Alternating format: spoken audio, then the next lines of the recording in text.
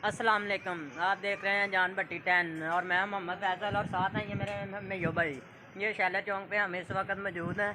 थोड़ा सा बारिश हो रही है, बारिश का भी रिव्यू आपको देते हैं और साथ में मेयो भाई की भी गुफ्तगू आपको सुनाते हैं। हाँ तो मेयो भाई ये और सुनाएं, कैसे हैं? शुक्र है अल्लाह पाक का, मैं ठीक ठाक भाई जान। अच्छा, अपना कोई ऑनलाइन पैगाम देना चाहें?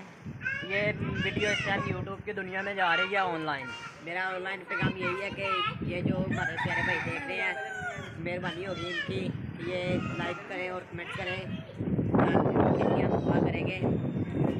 और आपके लिए हम अच्छी अच्छी वीडियो बनाते रहेंगे। मेजू भाई की सुनी और पीछे ये है हमारे शराफत भाई हैं, ये वाले ये देख सकते हैं, उनका भी रिव्यू उनको उनका भी देख सकते हैं। ये इस टाइम मशहूर हैं तो यूट्यूब की दुनिया में ऑनलाइन इनको शेयर किया जा रहा है।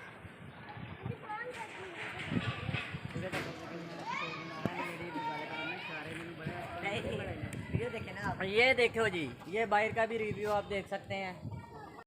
अगर ये शॉर्ट सी वीडियो पसंद आए तो दोस्तों के साथ शेयर करना। मिलते हैं इंशाल्लाह नेक्स्ट वीडियो में, तब तक के लिए अल्लाह हाफिज़।